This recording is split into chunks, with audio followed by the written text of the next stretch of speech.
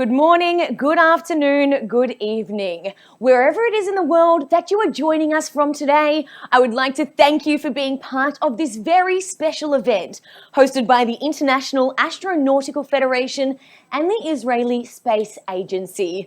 My name is Sarah Williamson, and I am so happy and excited to be opening the 16th annual Ilan Ramon International Space Conference with you. This event embodies the close relationship between the agency and the IAF organisation and the significance of international collaboration for the development of the space industry, especially in these very trying times that we have experienced over the past year.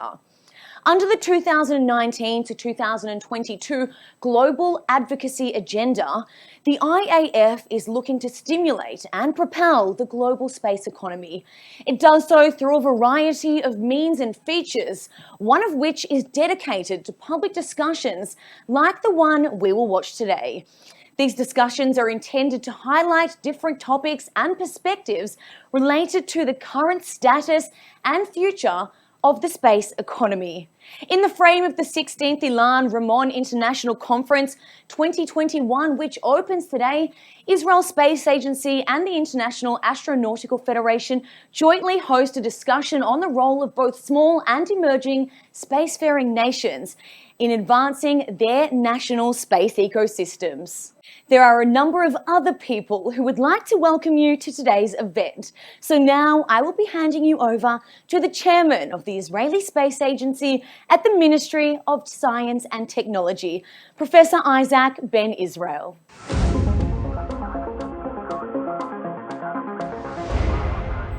The Israeli Space Agency is proud to invite you to the Ilan Ramon 16th International Space Conference as part of the 2021 Israel Space Week's events.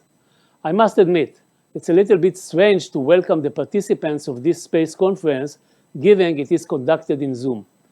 The Ilan Ramon Conference has always been a vibrant meeting point in the great city of Tel Aviv. This year, due to the COVID-19 pandemic and the need to maintain social distancing, it wouldn't be possible. The 2021 conference's main theme this year will be pivoting to space, new opportunities for industries and governments. The name expresses our belief that in every tough situation, there is also an opportunity. And we hope that our first digital Ilan Ramon conference will open up new opportunities for the entire space community around the world.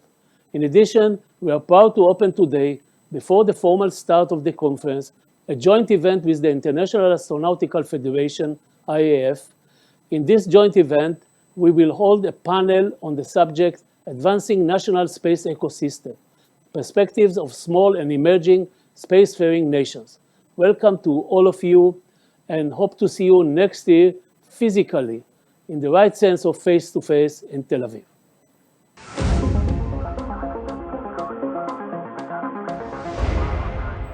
Thank you, Professor Ben Israel. I would now like to give a very warm welcome to Professor Pascal Ehrenfreund, the President of the International Astronautical Federation and Chancellor of the International Space University.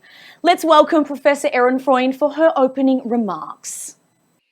Dear ladies and gentlemen, dear organizers, I'm honored to be able to address you at this 16th Ilan Ramon International Space Conference in honor of Ilan Ramon and his family. I have attended many Ilan Ramon conferences in person, but due to the unprecedented conditions, we meet this year in a virtual format. The long-standing, strong cooperation between the International Astronautical Federation and Israel dates back to 1996, when the Israel Space Agency joined the Federation as a member. And since then, the Federation has been strengthening its ties within the region, and many more Israeli institutions, including universities and industries, became members of the Federation. The IAF has also kept regular contacts with Israel through its participation to the Ilan Ramon Conference, where it also recommended various speakers and keynotes. And then in 2015, the IAF has also organized the 66th International Astronautical Congress, the ISA 2015, in Jerusalem, hosted by the Israel Space Agency. And that was really a great event. In October 2019, the Federation was delighted to welcome its first Israeli female bureau member, Vice President Deganit Baikovsky, who will serve on the IAF Bureau until 2022, developing her important portfolio of diversity initiatives and science and academic relations. Ladies and gentlemen, the COVID-19 pandemic severely impacted the entire world economy. The space sector has been more resilient than other industries in terms of activities and private investment. And we have seen last year how important space technologies such as remote sensing applications, satellite navigation and communication technologies, artificial intelligence, and telehealth, telemedicine are in addressing the COVID-19 global health crisis. Now, the theme of this conference, Pivoting to Space, New Opportunities for Industries and Governments, reflects the advancement of space technology and Israel's ambition to foster innovation and entrepreneurship in the space sector.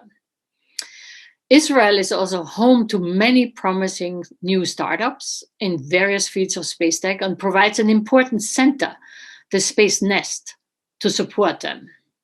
And I want to mention one highlight of this year. The Israeli Space Agency and Stemrad, in cooperation with DLR and Lockheed Martin, will fly, hopefully in 2021, on the first NASA Lunar Artemis 1 mission to investigate radiation in deep space. Now, coming to the 16th Ilan Ramon International Conference. The latest Euroconsult study estimates the value of the global space economy in 2020 to be $385 billion, with the largest drivers being satellite navigation and communications. Morgan Stanley estimates that satellite broadband will represent 50% of the projected growth of the global space economy by 2040. And the small satellite market is booming, and we expect up to 1,000 launches in 2029. Also, the deep space exploration and technology market is expected to showcase a significant growth. We see that barriers of entry in the space sector have been lowered in recent years, that access to space has become easier. We have witnessed an increasing participation of new and emerging space countries, and a vibrant industrial and public space sector with unprecedented entrepreneurial leadership, private investment, and innovative technologies. So in 2019, the total investment in space startups reached a new record of $5.8 billion. And we see this trend actually confirmed also in 2020, despite COVID-19.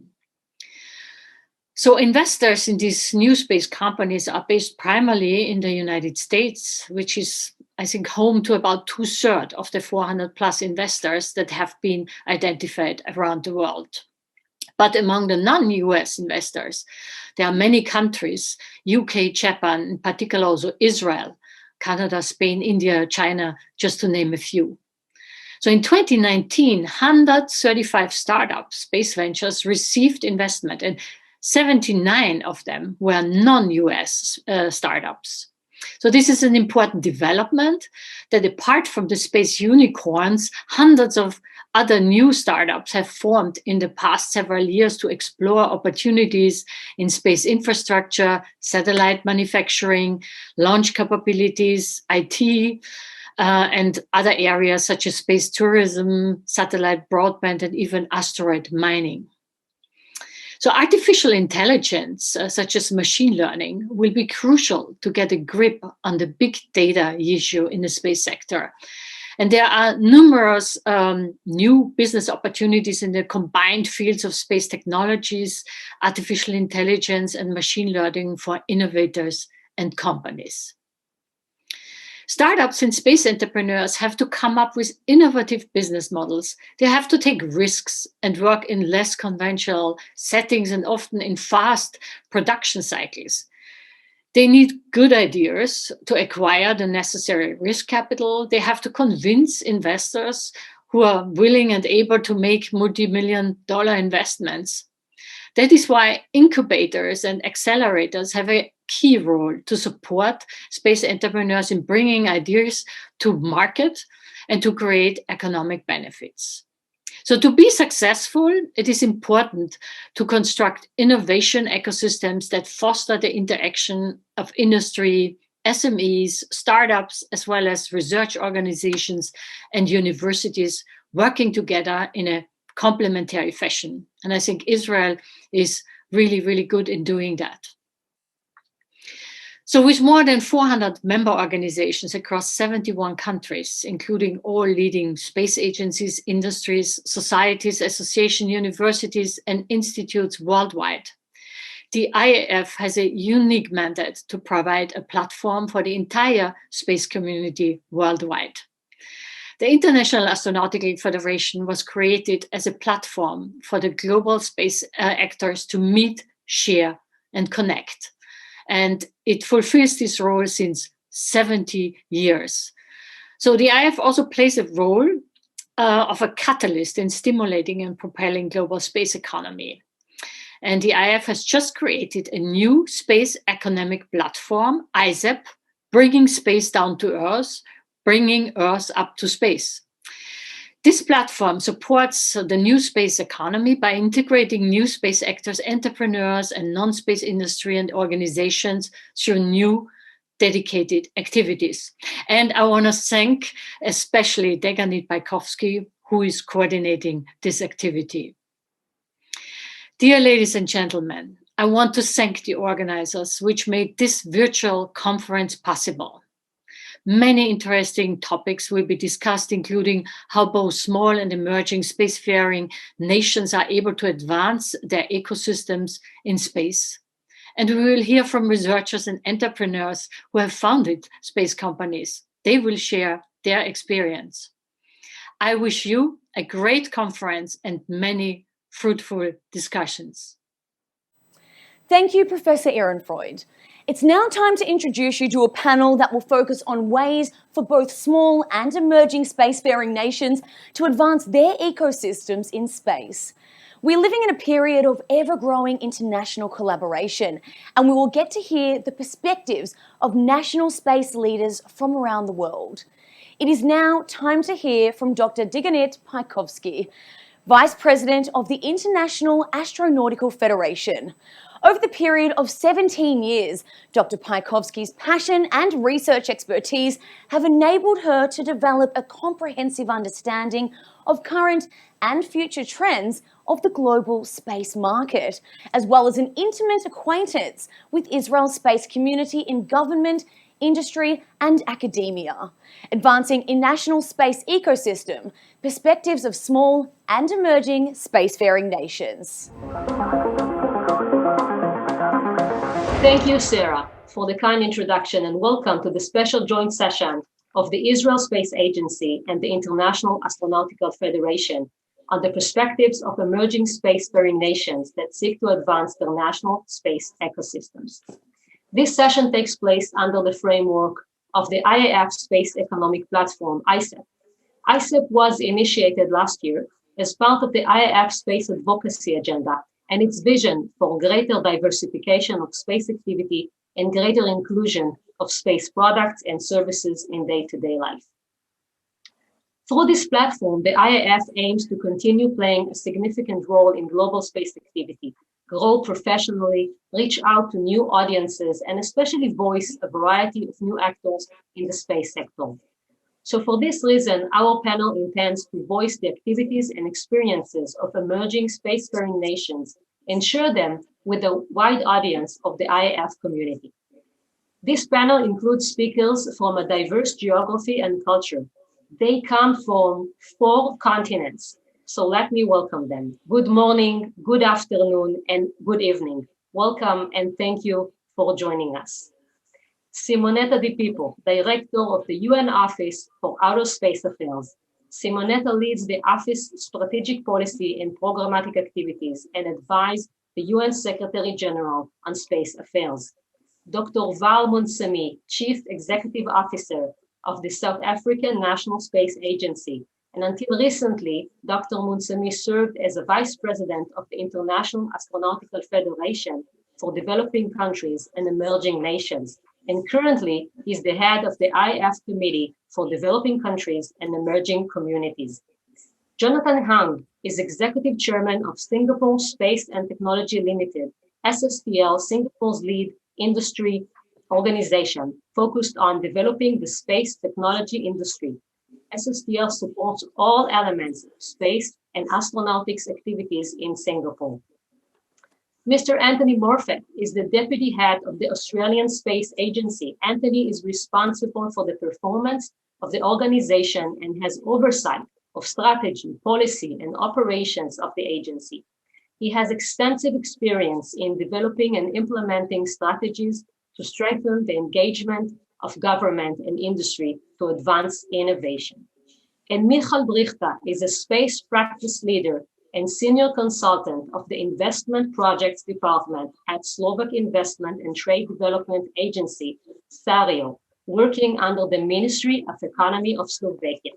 SARIO is the leading stakeholder in the development of space industry in Slovakia, and Michal is also the chairman of the Slovak Aerospace Cluster, aimed at creating synergies with the Slovak space industry and helping its international growth. So welcome again, and let us begin. Simonetta, I would like to start with you. A decade from now, how do you vision success for small and emerging space nations in the global space activity? And how does UN-OSA aims to realize this vision? Well, first of all, let me thank you for this opportunity. It's really a great, a great panel. And so I'm sure that this will be quite an interesting discussion. So, and also thank you very much for this question, because this allows me to summarize really in brief what I see as a vision for space, really as a tool across the board for decision and policy makers in all the 193 member states of the United Nations. In reality, we experience more and more the fact that space is an indispensable tool in whatever we do in our day-by-day life. And so what I see in 10 years from now, which by the way is more or less when we expect the outcomes and the accomplishments of the 2030 Agenda for Sustainable Development to come to an end, because 2030 is an important milestone for us. And you have to consider that 2030 is also an important milestone for the Paris Climate Change Agreement. And, there are a lot of efforts also in this field, which means that overall, if you consider also the pandemic we are suffering right now, we have to put in a same pot, in a way, all the challenges that we as humanity have to face, because this is important to understand the important role of space, and therefore, in a way, the important role of the UN Office for Outer Space Affairs. I also hope that, considering that we have an increasing number of new players in the field, both state and non-state new players, it's extremely important that we help, as a community, all the new players to start their activities with a responsible behavior, because what we want to do for sure is to maintain a safe, secure, and sustainable space environment. And in order to do so, on one side, we have to mitigate, the mistakes that we as community we did in the past, for example, in the case of space debris. Mm-hmm. But at the same time, we really need to have new players playing the game with a responsible behavior. And this is, again, a collective effort. It must be done on a global scale. And therefore, what I really look for is something which deals with governance on a global scale. And this is also another area where the Office for Outer Space Affairs and in general the UN can play an important role. If you allow me also, I would like to say that one of the other challenges we as humanity are facing right now is the future of jobs. With the new technologies, with the pandemic, with a lot of other challenges, in reality, we need to look at the future with training, with, let's say, reshaping of the workforce, if we really want to support, in particular, in emerging and developing countries, a sustainable development. So space, again, will be key for supporting member states in achieving this goal. And so space becomes, and it's really already in a way, but is becoming more and more a key tool for all member states in the United Nations. Thank you very much for sharing this vision. Val, Anthony, Michal, and Jonathan, please, may I ask you to share with us your vision of success for your country's space program, let's say a decade from now? Thanks, Deganet. I'll start off. Just to underscore the importance of space to South Africa from that perspective, and I go back to the genesis of our space program. In fact, the genesis goes back to understanding what the user requirements at a national level is. And so we brought all the government departments in the same room and asked them the question, what do you want from the space program? And by asking that question, we came up with 3 focus areas: environmental resource management, health, safety, and security. And the third one was industry and innovation. So at the moment, as of the 1st of April this year, we have a new strategic plan for space agency in the country.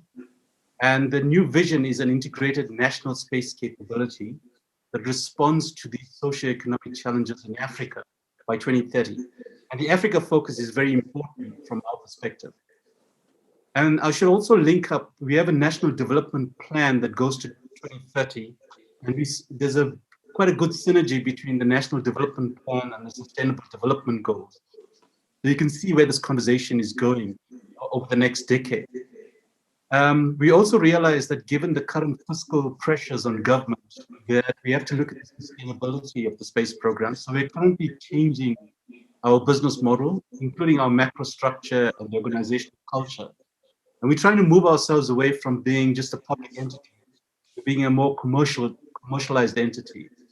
And we're also increasing our relevance in Africa, given that much of what we do are unique product and service offerings on the continent. We're also building stronger partnerships and initiatives on the African continent and internationally. So in the next decade, we see a lot of self-sustainability, not just at the national level, but even on the African continent level. Thanks, Deganet. Thank you. Yeah, thank you for that question, and thank you for the opportunity to address all of you today. I think as we look at Australia and what is our vision going forward, similar to Val, we have an Australian civil space strategy, and within that, we've got a clear target to triple the size of Australia's space sector from around $4 billion in size in Australian dollars and employing around 10,000 people, and tripling that to 12 billion and creating another 20,000 jobs by 2030. Very ambitious and very exciting. And the reason we know we can do this is that we're going to leverage this massive transformation of the sector that is underway. And importantly, because we use space technologies every single day, and that is only going to continue as we go forward. And so the path is set forward through our civil space strategy. And as I look 10 years into the future, what do I think that looks like and what does it touch and feel like?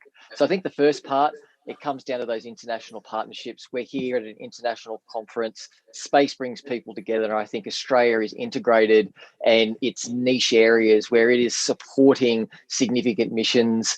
And we've seen how Australia can do that, where it's helping JAXA with Hayabusa 2 or partnering with NASA in the Artemis program.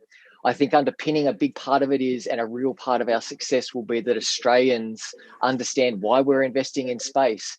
It transforms their lives. It helps agriculture. We use it for transportation. And I think the more we tell that story to the Australian community and the broader community, that will only lift our capability to grow the space sector.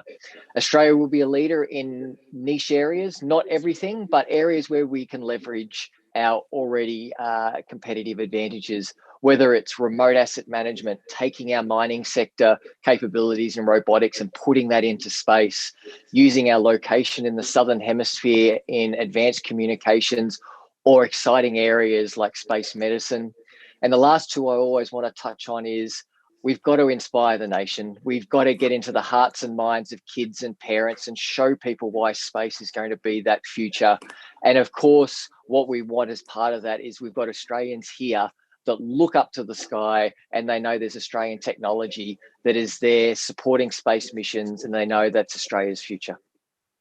Thank you. Thank you for the inspiration. Jonathan? Thank you, Leganit. And I mean, just to share on Singapore's approach. So currently, if we just take a step back, we don't really have a structured national space program per se. In Singapore here, it's very much ground up and commercially driven. I think a decade from now, we want to make sure that all our current elements are all rounded. I mean, we started off very similar to my friends here. We have national gatherings, international gatherings for industry leaders, conferences, partners, and having all the mindshare activities that I think we are starting to see the fruition of. We certainly want to continue the efforts of grooming our next generation. So we actually started day one with a lot of talent development activities to inspire. I mean, similar to what Anthony just shared, a lot of folks, young kids, to go into STEM. I mean, ultimately, space stands for a beacon for a whole bunch of things. You can do engineering, math, and science. You can break new boundaries, and I think we are seeing a lot of that fruits of our labor. I think come to somewhat successes, and we see that is something that it's a core and a foundation. We certainly want to push those boundaries. And certainly, I think we want to make sure that we don't forget about the younger companies that's coming into play, which is where we start to focus a lot on the startups, the new space chaps. Actually, they're starting to see that the new space and old space guys are all the same. They all need to figure out their way. But that's through a lot of the accelerator programs that we have today. We are starting to groom these younger companies and startups to play a bigger role. So really a decade from now, I think we want to make sure that we double down on some of the trends that, at least within our sphere here in Asia Pacific, we can contribute to the global space economy in specific space applications, terrestrial applications, probably in the smaller satellite play.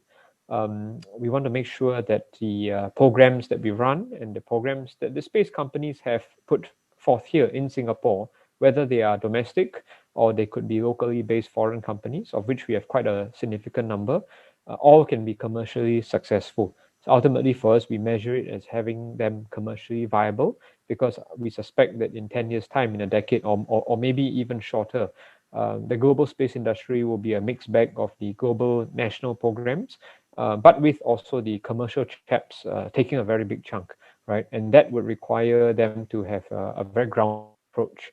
So that would then also enable us to work towards having that structured national space program that can help to regulate and provide the necessary support. But in a decade or so, I suspect that our commercial chaps would have taken flight, and we want to be there to ensure that they are viable. And ultimately, that plays into being able to attract a lot of these new players, also to be able to use,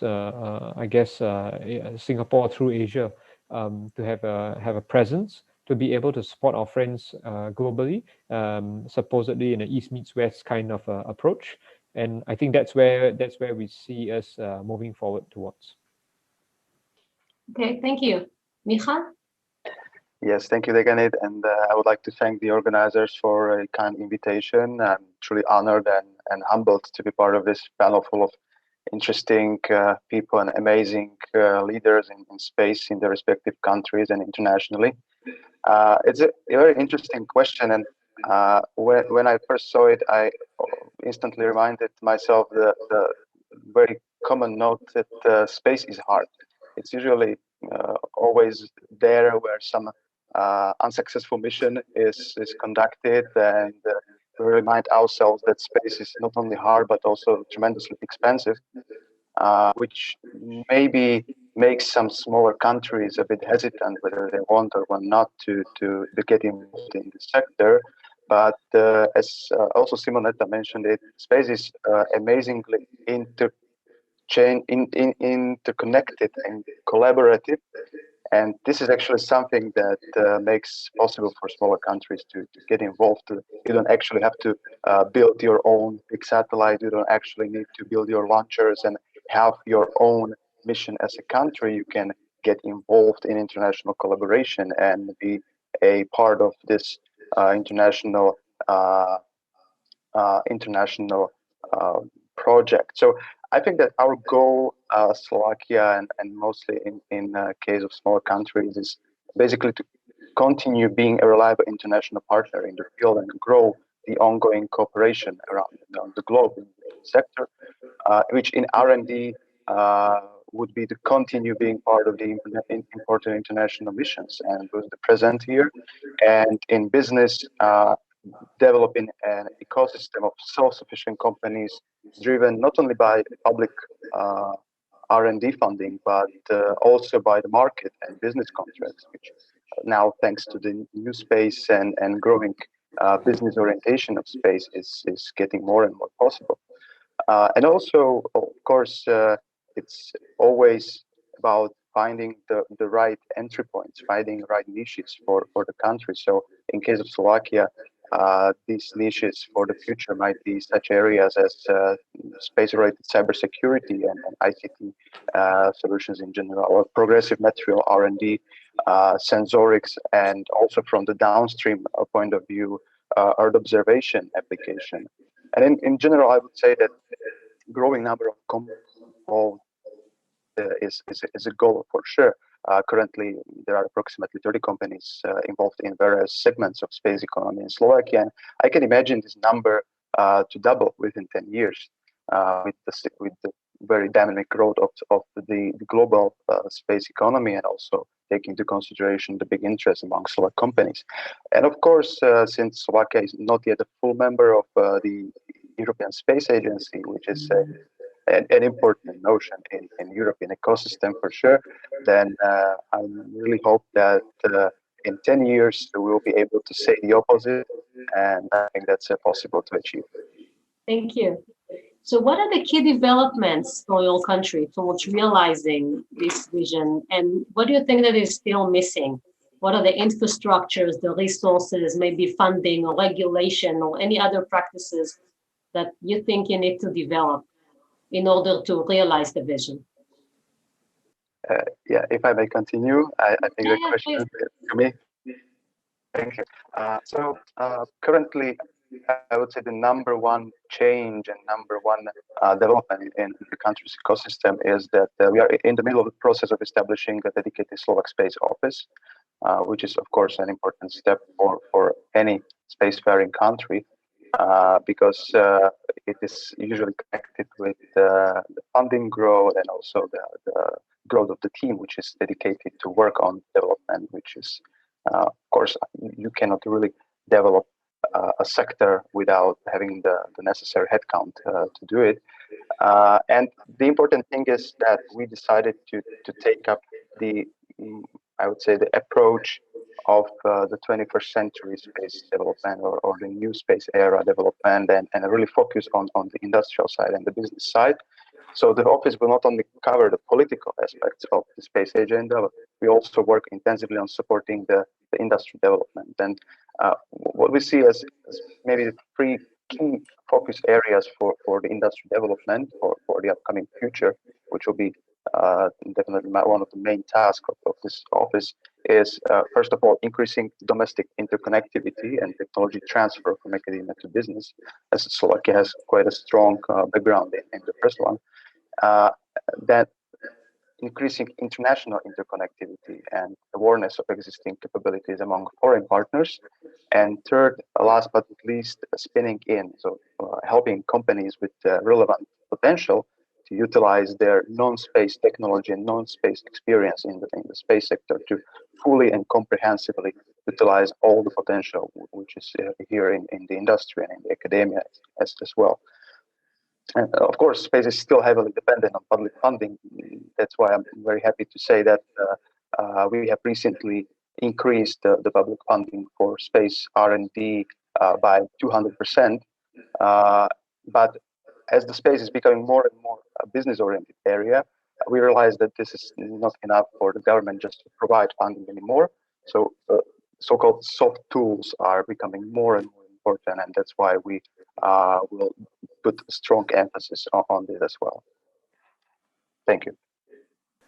Okay, I'll just quickly address this. I guess from Singapore's perspective, we certainly have issue with land infrastructure. We're not such a big country.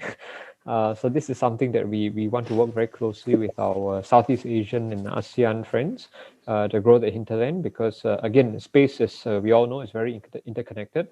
We work very closely with our partners in the region. So this is an area of growth that we see, well, one thing that we certainly believe we can overcome, because with the connectivity today, I mean, COVID aside, you can really cross borders quite easily, and we hope that this is something that can transcend and solve required infrastructure needed for a variety of commercial programs that we have on hand. The other element is the element of capital, as also mentioned earlier. We understand that, of course, there's a limitation on what the government can do. Certainly, there are government programs and incentives, but at the same time, we are actively also trying to bridge the gap and also bring in more private capital as well. To support the companies that are here. Interestingly, a lot of the commercial players here in Singapore actually have their own funds or access to commercial capital, and that range of VCs, PEs, or private guys, I think, is starting to increase. And we see our role here to try and educate them so that we can really deploy these assets to these companies so they can scale. With these two parts, then the overarching theme is, of course, having a stronger or a strong government regulatory framework, something that we still lack today, and it's in the middle of, I think, in the middle of being grown and built, and all that encompassing would then give us a better or stronger position to support the space economy. And I was just going to take maybe a slightly different take rather than the gaps, and just reflect on our journey with the Australian Space Agency, which is now 2.5 years old.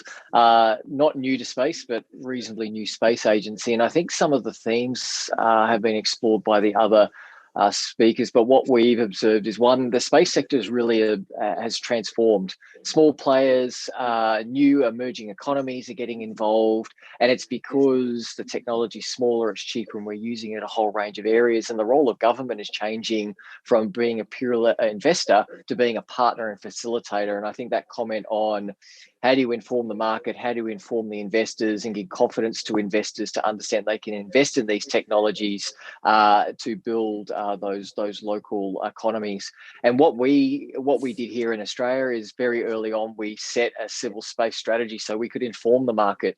What is our path forward? How are we going to triple the size of the economy? How are we going to create those jobs? And it touched on a couple of those things. Firstly, international partnerships are paramount. We know that was a key thing we had to do. We had to build the national capability. So when we looked across Australia, we knew we were really good at some areas, and I touched on those earlier, whether it's advanced communications or robotics, but we knew to build capability of businesses, because we want businesses involved, because that's what's going to make the sector sustainable. Is in part of that, we needed to invest in infrastructure like space qualification facilities, or it might be shared facilities like mission control. So it's all about giving businesses the tools so they can be successful. The regulatory component is really important, that was touched on as well. And so we've really tried to focus on being a world-class regulator, and the regulation function sits within the agency. So that's really good, because we get to be nimble, and we're seeing the growth and making sure that we can see those activities, but at the same time learning and understanding what are the regulatory barriers, but importantly doing that balance. We want to encourage entrepreneurship, but we have to be safe because we're dealing with space. And of course, we've got the inspire element, because we need that future workforce. And the other message I would just leave is, and just reinforcing that this space sector has evolved, and small economies can be involved, and we're using new types of funding programs where we're using a supply chain model. So rather than doing a mission all by ourselves, we're identifying maybe bigger partners and identifying the small part that Australia can play, building the capability in our businesses and integrating them into supply chains which can support those bigger missions. And I think that's the message I would leave to those emerging nations is, we are really in a different world now. It's really exciting opportunities, and government's role from where we're looking is one, a partner in facilitating to help businesses be successful. But the last thing I would say is that what we have to focus on every single day is explaining to our communities why we're investing in space and how it's transforming their lives. And I think that's one thing we really focus on, because the more buy-in we get, the more support we get. Deganet, if I can just share the South African perspective, maybe to start off with, just to give you an appreciation of where we are currently. In fact, there's 4 key areas that we are focusing on. The one is on satellite engineering, and we look at it from an African perspective. I think we're the only African country that has the design manufacturing capability. Most other African countries would go out and buy a satellite. And then when we look at the ground segment, I think we have the biggest and most advanced. In fact, we have over 50 antennas in our ground segment, which covers every conceivable part of the electromagnetic spectrum. And then when you go to the satellite imagery, we've got the biggest catalog that goes back to the 1970s. In fact, dating back to Landsat when it first came online. And then also on the space weather front, we have the only internationally accredited space weather center in Africa. And that facility goes back or stems back from the capabilities that we built in the 1930s. So just to give you that understanding and take you to where we're going, we currently have an investment of about $300 million in terms of firming up the space value chain. So we're going to see a whole suite of satellites being built in the next 3 to 4 years. We're also building a new ground station with a lot more antennas on the ground.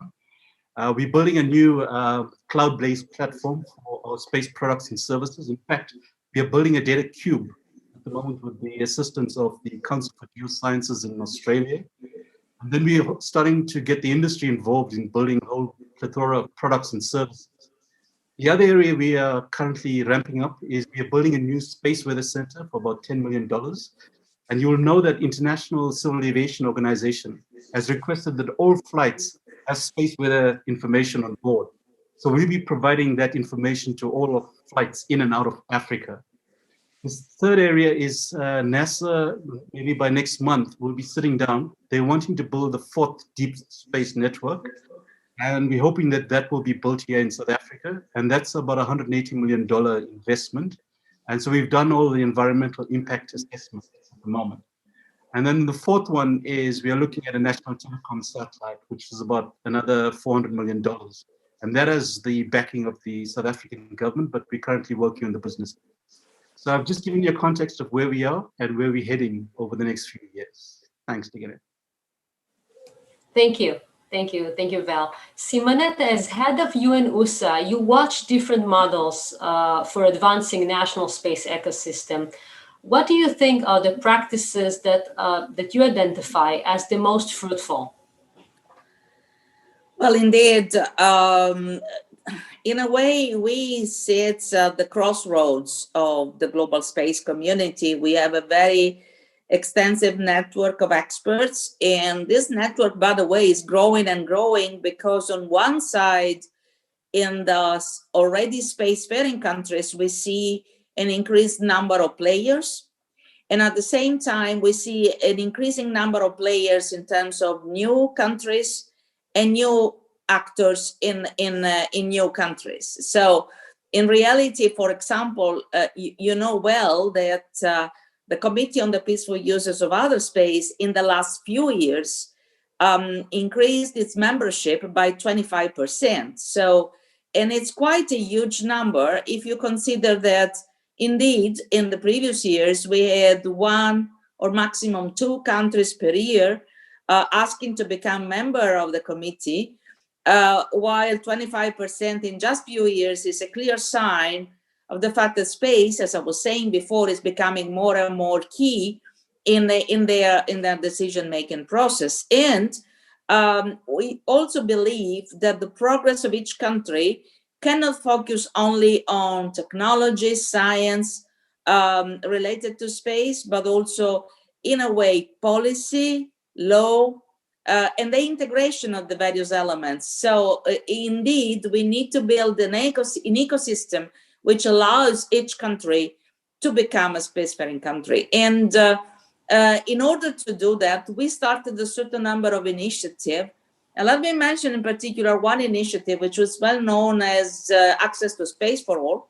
Through it, we allowed first Kenya in 2018 and then Guatemala in 2020 in the full pandemic period to deploy their satellites from the International Space Station. It is a one-unit CubeSat, and it helped a lot to make a sort of a hands-on experience in the various countries. And we have now already other satellites in the pipeline.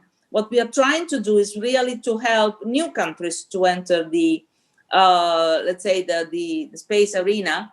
And also, since we are the Office for Outer Space Affairs and we maintain the register of the objects launched into outer space since the very beginning of the space era, well, we accompany these countries to develop their own space law, national space law, so that they can register the satellites they launch, which is for us extremely important to maintain the long-term sustainability and also as a measure for transparency and confidence building. And so both Kenya and Guatemala registered their satellite, which means that they're learning on the entire, on the entire spectrum of activities and disciplines related to space activities. And this is an extremely new way, important new way of doing things in space. And so I hope that the more we can work with member states, all of them, the more we can advance all together towards long-term sustainability, which is indispensable also to develop commercial activities, because you need to support commercial operators with a sustainable environment in space. Otherwise, it becomes impossible, more or less, for them to have a solid business plan to present to their investors. So it's really every single element is connected to all the others. And as I said, being at the crossroads of all of this, I believe we can really do a great job in supporting all our member states and therefore fulfill our mandate, which is to serve member states. Thank you. Thank you very much. We have a special surprise for you now, a special question from the IAF Vice President for Industry Relations, Mr. Bruce Chesley. First, just let me say thank you to the esteemed panel for their leadership and insights on this important topic. Space has the ability to inspire younger generations of technical talent and to provide attractive jobs and careers in emerging nations. What do you see as the most important partnerships, co-investments, and incentives to achieve these benefits from a growing space industry sector? Thank you. Maybe I take a stab at it first. So that you all can correct me. But okay, essentially, again, I think it's something that that we have already in a way been starting to do and run. We start to see a lot of younger organizations now. Some of them can be working with government agencies. Some are government spin-offs, universities, research institutes, startups, and so forth. And this is the next generation. And again, that comes back to, I think, where all of us here on this panel have touched on, supporting and building and motivating talent, right? So you have the talent aspect, which I think certainly needs to be incentivized by having a sustainable program, a program that, is far-reaching. And we can achieve this with all our partnerships and collaborations that we have, like any other space-faring nation. The other element, of course, is being able to provide them, again, as I mentioned earlier, access to capital, government capital, of course. And I think the role of emerging spacefaring nations constantly, at least from our perspective, is we constantly are in this circle of educating, I think, chaps to capitalize our companies and also our programs, even if it's local, domestic, or it could be international. And those financial incentives needs to be very clearly defined. I mean, there are certainly KPIs that all companies have to fulfill, but we have to properly deploy that smart capital, and it has to be readily available when needed, so that the companies can also scale quickly. I think this is an era where many things are quick reaction programs. Things can be approached smaller, bite-sized. We look at nano satellite constellations, small satellite constellations that a lot of our companies here are pushing the boundaries of. On one hand, it's easy to build. We all know this. You can really throw up a satellite quickly with all this democratization of space. But on the other hand, to maintain these constellations, to find the markets of growth, it's not easy, right? And I think that's where that's where we come in to not only incentivize also with capital, but then on the last point here is also to incentivize with market access, right? We have to also give them that reach. I mean, space is a catch-all. It can really diffuse into a whole bunch of sectors. From urban solutions to climate change. And remote sensing can go to land navigation and GNSS. There's a whole bunch of things. So I think if we're able to help build those industries clearly in a roadmap for these guys, that in itself is an incentive for them to study, right, and identify these are the areas of potential vertical growth and move into the sector with some confidence. So that's our take here, and hand it over to the rest. I can go next. Just from a South African perspective, we have an outreach program. So per annum, we try to engage with about 20 to 30,000 students on an annual basis. So we also have a space museum on site where the students from schools come in and they engage with the various exhibits. And we also have a mobile lab. So this lab has space experiments on board. And these mobile labs goes out to the schools, they engage the young scholars at the various sites. And then on the postgraduate level, we issue about 50 master's and PhD bursaries for studies in space science and technology. We also have a hostel on site where the students, about 25 of these students actually stay on site and they are supervised by our staff. We have about 20 research staff within the agency. And so we directly engage with the master's and PhD students to build capability. And then from a contracting point of view, for a lot of the initiatives we undertake from the agency point of view, we actually try to contract the industry as much as possible. So there's a big uptake from the industries, both downstream and upstream. On the upstream side, it's more on the satellite manufacturing designs perspective. So we bring in the industry, and the industry players are the prime contractors and they subcontract. And then also on the downside, in terms of building the products and services. So we're trying to engage the young students and including the entrepreneurs across the value chain in the South African segment. Thanks. Thank you. Anthony. Yeah, so I think that inspiration and showing what a country can do to the population is like a real important thing. One we've highlighted in our civil space strategy, we have an inspire pillar. And I always reflect actually when just before I started in this role, I ran into an Australian on a plane when obviously in a pre-COVID context. And they said, "Oh, what are you doing?" I said, "Oh, well, I'm going back to help establish the Australian Space Agency." And they went, "Well, why are we having a space agency?" Thankfully, he had a phone in his hand. And I said, "Well, actually, that phone there, you've just used GPS to find where you're going. I'm pretty sure you just used to check the weather." And by the time I had the conversation about space was transforming and how he used that technology each day, the penny, as we would say here in Australia, dropped and said, "Oh, that actually makes sense about what we could do." So I think that's the first bit, communicating with the community on why you're investing in space. And then the second part is to show what you can actually do. So what we've done in Australia is be very clear on where Australia can play a role. And then importantly, find the international partners where we could participate and contribute. And our Moon to Mars program, which is an $150 million Australian investment, is very much focused on showing where Australia has capabilities that can contribute to these broader missions.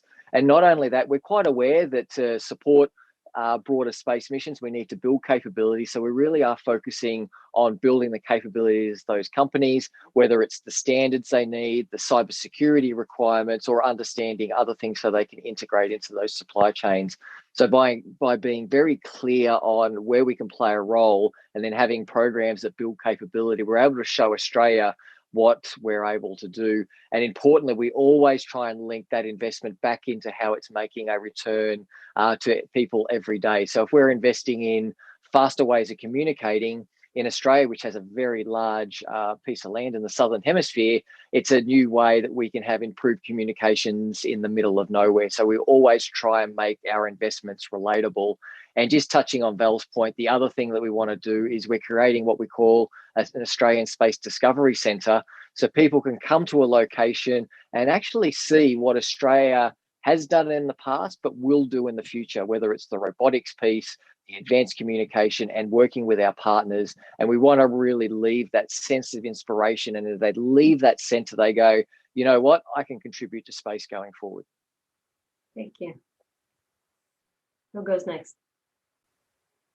I couldn't agree more with all that has been just said by our friends here.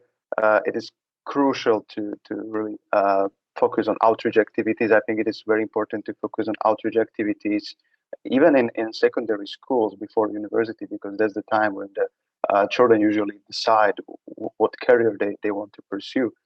In Slovakia, for example, this is done very well by academia and by NGO organization to try to inspire the younger kids and well help them to pursue their career in STEM areas. Of course, fostering the business academia cooperation, which I mentioned previously in the R&D area, which also we are as an institution are supporting heavily. And last but not least, cooperation and helping business to academia when it comes to university programs related to space technology, helping them with their programs and projects to show the students the real side of what they are studying. But I would also like to underline the importance of inspiring the non-STEM areas and non-STEM involved people, because we will also need law people, we also need business people and economy people in the global space economy. So it's very important not to forget about these people as well. And therefore, these areas are also the ones that we want to focus heavily in the upcoming years. So they are not left behind and they understand what the space is about. And as Antoni very well put it recently, so they understand the benefit for the population and the community here on Earth. The space is not only about doing things in the orbit or in the space, but it's also about helping do things here on Earth more efficiently.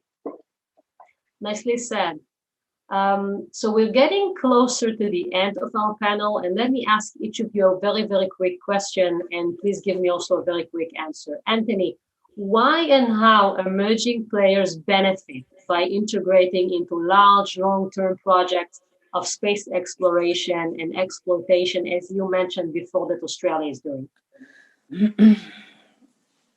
Yeah, thank you for that question. I think what we're seeing here in Australia is as we integrate into these longer term projects, the exciting things we're seeing, one, we're building space heritage. I think that's really exciting for an emerging space nation. Secondly, those companies that are involved are showcasing the technologies that they can contribute to bigger missions. And I think that's exciting. And the third bit is just by being involved in these bigger projects, it comes back to this inspirational piece. It's when you have the conversation in the street, or you think about people that want to contribute to space, they can say that they're Australian businesses that are now in bigger projects, and there's a real tangibility to being able to participate in a mission, and they're inspired to say, you know what, I can now do that. I'm going to go study, whether it's in the year 12 or it's in university, because they know that they're seeing companies that might be around the corner on the TV or in the news that are now contributing to those greater missions. And it's all about sharing and sharing knowledge. And I think that's the beautiful thing about space, is it is bringing communities together, and we're all going to prosper from that. Thank you. Val, how do you see international collaboration in relation to the development of national space programs? Thanks, Daganette. That's if you look at our space programs, even at a national level, we're part of a global space value chain, so we don't work in isolation. So even challenges like climate change, it's not fixed to national boundaries, it's transnational. So we have to work together in terms of sharing information, in terms of cracking these global problems. Right now we're sitting with COVID-19. And what you find at a multilateral level, many countries are very insular in terms of the responses. It's not a multilateral approach. Even right now with regards to vaccines as an example, each country is for itself. So how do we come together in a global way? And I think this is where international relations comes to the fore. So even from a South African perspective, a lot of the capabilities that we're building, sometimes we don't have that capabilities in-house, and we try to leverage on our international partnerships. So one classic example, an area that we thought we needed more capacity building was solar physics. So we set up a research chair in solar physics. We don't have the capabilities nationally, but we brought an international expert as an expert nationally to train our students. So there's a lot of ways you can leverage international partnerships for the benefit of humankind. Thanks. Thank you. Michal, where does Slovakia source the technological potential for the development of its space industry? Thank you, Deganit. I think this question is something that every country starting their development of industry has to ask themselves to identify their own potential, because it might be different in any country. For example, in case of Slovakia, we call ourselves emerging space country. We are emerging when it comes to space industry, but we are not entirely new to space as such. For example, we've been member state of UN COPUOS from the very beginning. The first space hardware for satellite were developed in early 70s in our academia, and we even had two citizens in orbit already in 1978 and 1999. But when it comes to business, it's already new. So we had to think where to source it, where to see it. And as I mentioned, along with the 30 companies which are already involved in some capacity in the economy and space economy, I can see it mostly in the technology transfer from this R&D institution, which had decades of experience. We even see growing interest among companies doing common projects with these institutions, which is great. And secondly, spinning in from sectors like precise machinery, electronics, IT. Very often companies don't even expect that they can do something in space and use their technological potential. Usually we have to show it to them bluntly, but once they understand it, they see it as a great chance to grow their technological capacities, to boost their overall technological readiness, and do some interesting projects to inspire even their coworkers, even their employees, but also to show their international partners that they are really technology intensive company. Thank you. Jonathan, what is your message to entrepreneurs and private sector players regarding the capabilities and the assets that you would like to see developed and maintained in Singapore? Well, I think here, at least in Singapore, a couple of areas that we are trying to zoom into, and one of them is, as I mentioned earlier, we want to take advantage of the lower barriers of entry for satellite manufacturing.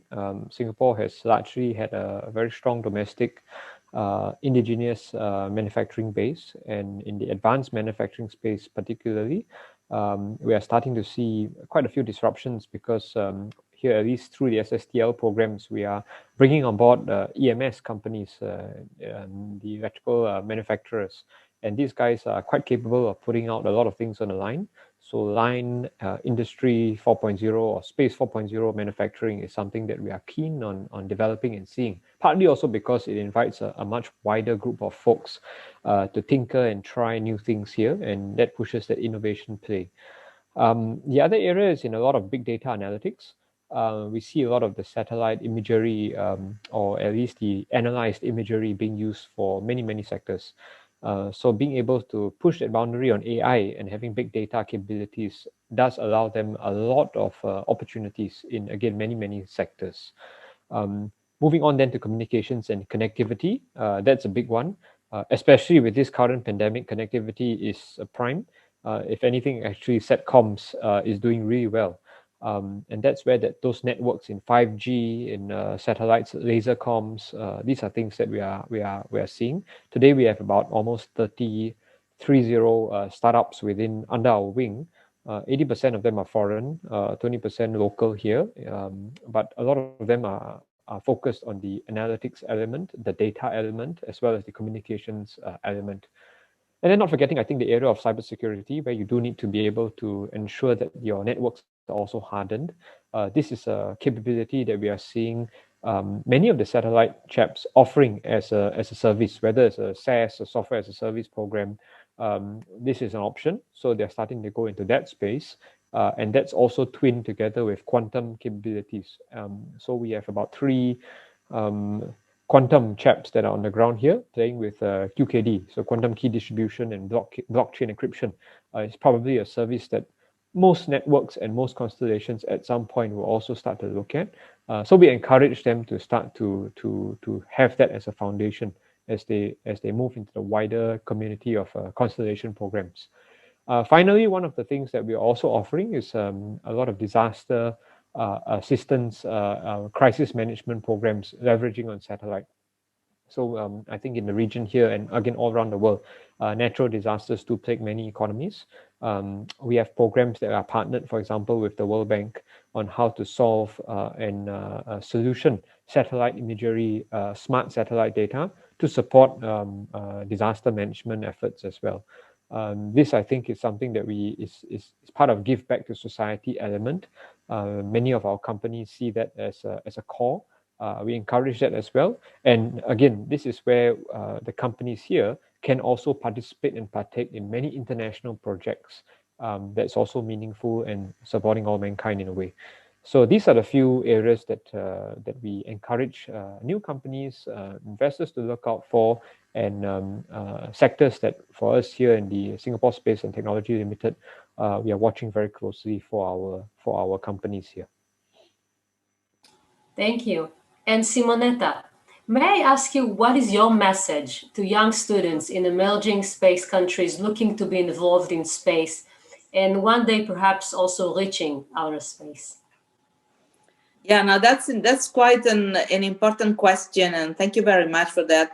Well, it's clear that, as we said, and we collected a lot of different viewpoints, but at the same time, we are all converging on the fact that it's really quite a complex ecosystem where you have a lot of stakeholders, different stakeholders, and in reality, what we are trying to do is to bring all the stakeholders at the same table, providing a platform, and we are the platform for allowing the various players to have a voice and to present their inputs and their needs. And why this is important for your question? Well, at the same time, we are also having a certain number of initiatives, mainly related to some key SDGs in my mind. In particular, SDG number 4, which is quality education, and SDG number 5, which is empowerment of women, not to mention SDG number 17, which is partnerships for the goals. So in reality, if you want to foster international cooperation, and if you want to advance in a sustainable manner the entire community, well, what you have to do is to reduce inequalities.